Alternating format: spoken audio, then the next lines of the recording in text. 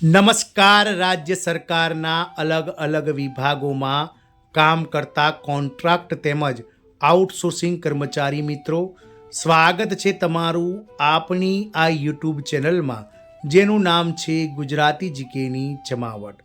તો આ રાજ્ય સરકાર દ્વારા હજારો દૈનિક અને કોન્ટ્રાક્ટ કામદારોને કાયમી કરવામાં આવનાર છે, જેના માટે રાજ્ય સરકાર દ્વારા નવા કટ ઓફ ટૂંક સમયમાં નક્કી કરવામાં આવશે. જેના માટે રાજ્ય સરકાર દ્વારા તમામ વિભાગોના વડાઓને જે છે તે આદેશ આપી દેવામાં આવ્યો છે અને સરકારે આના માટે તૈયારીઓ શરૂ કરી દીધી છે. જાણીશું આજના કોન્ટ્રાક્ટ કાયમીકરણના જે છે તે વિડીયોઝમાં કે દેશની કઈ રાજ્ય સરકાર દ્વારા હજારો દૈનિક વેતન અને કોન્ટ્રાક્ટ કામદારોને કાયમી કરવાને લઈ અને વિભાગીય તૈયારીઓ શરૂ કરી દીધી છે અને ક્યાં સુધીમાં આ કર્મચારીઓને કાયમી કરવામાં આવશે, શું હશે ક્રાઇટેરિયા, તેને લઈ અને આજના વિડીયોમાં આપણે વિગતવાર ચર્ચા કરીશું. તો કોન્ટ્રાક્ટ કર્મચારી મિત્રો, અમારી ચેનલમાં વિડીયોમાં અંત સુધી બન્યા રહેશો ને જો ચેનલમાં આપ નવા સબસ્ક્રાઈબર હોય તો ચેનલને સબસ્ક્રાઈબ કરવાનું ભૂલશો નહીં. તો હજારો દૈનિક અને કોન્ટ્રાક્ટ કામદારોને કાયમી કરવામાં આવશે. નવા કટ ઓફ ટૂંક સમયમાં નક્કી કરવામાં આવશે. રાજ્ય સરકારે વિભાગીય તૈયારીઓ શરૂ કરી દીધી છે. તો આપ સૌને જણાવી દઈએ કે ગત છેલ્લા 2 વર્ષમાં એટલે કે વર્ષ 2024 અને 25માં સુપ્રીમ કોર્ટ દ્વારા જે છે તે અવલોકનો કરવામાં આવ્યા છે. ઘણા ખરા જે કોન્ટ્રાક્ટ કામદારો, આઉટસોર્સિંગ કામદારો છે તેમના તરફેણમાં સુપ્રીમ કોર્ટે ઐતિહાસિક ચુકાદા આપ્યા છે, જેમાં ગતરોજ મધ્યપ્રદેશના એક કેસમાં એક કર્મચારીના કેસની સુનાવણીમાં સુપ્રીમ કોર્ટે સ્પષ્ટ જણાવ્યું હતું કે કોઈ કર્મચારી 5 વર્ષ કે તેથી વધુ સમયથી કોઈ એક જ જગ્યા પર કાયમી કર્મચારી જેવી ફરજ નિભાવતો હોય તો તેને પણ કાયમી કર્મચારી જેવા જે છે તે લાભો મળવા જોઈએ. તદુપરાંત ગતરોજ હાઈકોર્ટો દ્વારા, વિવિધ રાજ્યની હાઈકોર્ટો દ્વારા પણ કોન્ટ્રાક્ટ કર્મચારીઓની તરફેણમાં ઐતિહાસિક ચુકાદો આપવામાં આવ્યા છે, જેને લઈ અને હવે વિવિધ રાજ્ય સરકારો સુપ્રીમ કોર્ટ અને હાઈકોર્ટના ચુકાદાને આધીન પોતાના અલગ અલગ વિભાગોમાં કામ કરતા દૈનિક વેતન અને કોન્ટ્રાક્ટ કામદારોને કાયમી કરવાને લઈ અને પ્રક્રિયાઓ હાથ ધરી છે. ત્યારે આ રાજ્ય સરકારે હજારો દૈનિક અને કોન્ટ્રાક્ટ કામદારોને કાયમી કરવાને લઈ અને વિભાગીય તૈયારીઓ શરૂ કરી દીધી છે અને નવા કટ ઓફ ટૂંક સમયમાં નક્કી કરવામાં આવશે તેવી પણ જાહેરાત કરી છે. તો હજારો દૈનિક અને કોન્ટ્રાક્ટ કામદારોને ટૂંક સમયમાં નિયમિત કરવામાં આવશે. સરકાર આ હેતુ માટે નવો કટ ઓફ નક્કી કરવાની તૈયારીમાં છે, એટલે કે કેટલા વર્ષ જૂના કર્મચારીઓને એટલે કે કેટલા વર્ષની સેવા ગણવી તેને લઈ અને સરકાર હાલ જે છે તે વિચારણા કરી રહી છે. તે ટૂંક સમયમાં જાહેર કરવામાં આવશે. એકવાર કટ ઓફ નક્કી થઈ ગયા પછી હજારો કર્મચારીઓ મુશ્કેલીમાં મુકાઈ જશે. આ દરમિયાન સરકાર વન વિભાગના દૈનિક વેતન કામદારોના માનદ વેતનમાં વધારો કરવાની પણ તૈયારીઓ કરી રહી છે.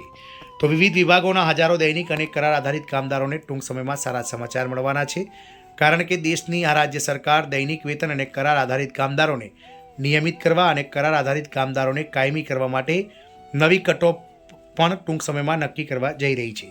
એવું માનવામાં આવી રહ્યું છે કે કેબિનેટ સબ કમિટીએ વર્ષ 2022 પહેલાં નિયુક્ત થયેલા કામદારોને તેના કાર્યક્ષેત્રમાં લાવવા માટે સંમતિ આપી છે. એટલે કે ઓછામાં ઓછા 3 વર્ષનો જે સમયગાળો છે તેને કટ ઓફ તરીકે ગણવામાં આવશે. એટલે કે 3 વર્ષ કે તેથી વધુ સમયથી કોઈ એક જ જગ્યા પર કોન્ટ્રાક્ટ અથવા તો દૈનિક વેતન પર કામ કરતા કામદારોને કાયમી કરવાને લઈ અને રાજ્ય સરકારને સબ કમિટીએ સૂચન કર્યું છે. સમિતિ હજુ સુધી અંતિમ નિર્ણય પર પહોંચી નથી. આ વિષય પર સમિતિની કેટલીક વધુ બેઠકોનું આયોજન કરવામાં આવ્યું છે. બેઠકમાં એક મોટો નિર્ણય લેવામાં આવી શકે છે. તેની સાથે સરકાર આ અંગે એક આદેશ પણ જારી કરશે. કરાર આધારિત કામદારોને સમાન કામ માટે સમાન પગાર આપવાના નિર્ણય પછી હવે સરકાર વન વિભાગના દૈનિક વેતન કામદારોને પણ રાહત આપી શકે છે. વન કર્મચારીઓને પણ લાભ મળશે. તો વન વિભાગના દૈનિક વેતન કામદારોના માનદ વેતનમાં પણ વધારો થવાનો છે. તેમનો લઘુત્તમ પગાર 18,000 રૂપિયા નક્કી કરી શકાય છે. હાલમાં શ્રમ વિભાગના ધોરણો અનુસાર કામદારોને 12,539થી લઈ અને 14,023 રૂપિયા માનદ વેતન મળે છે. કપાત પછી આ રકમ વધુ ઓછી થઈ જાય છે. દૈનિક વેતન કામદારોની સંખ્યા 700થી પણ વધુ છે. તેમના માનદ વેતનમાં સુધારો લાંબા સમયથી વિચારણા હેઠળ હતો. હવે ઉપનલ અને દૈનિક કોન્ટ્રાક્ટ કામદારોના માનદ વેતન અને સેવા અંગ વગેરે નક્કી કરવા માટે રચાયેલી કેબિનેટની પેટા સમિતિએ પણ આ પ્રસ્તાવને સંમતિ આપી દીધી છે. વનમંત્રી સુબોધ ઉનિયાલ પોતે આ સમિતિના અધ્યક્ષ છે. આ પ્રસ્તાવ ટૂંક સમયમાં કેબિનેટ સમક્ષ લાવવા માટે તૈયાર છે. પુનઃ સુનિશ્ચિત ક્રમ પર રોક. તો ઉત્તરાખંડ હાઈકોર્ટે સરકારી આંતર કોલેજોમાં કાર્યરત સહાયક શિક્ષકો LT ગ્રેડના બઢતી પામેલા પગાર ધોરણના પુનર્નિર્ધારણના આદેશ પર સ્ટે મૂક્યો છે. સિંગલ બેન્ચે આગામી સુનાવણી 27 એપ્રિલ 2026ના રોજ નક્કી કરી છે અને સરકારને જવાબ દાખલ કરવાનો નિર્દેશ આપ્યો છે. બુધવારે ન્યાયાધીશ આલોક મહેરાની સિંગલ બેન્ચમાં સુનાવણી યોજાઈ હતી.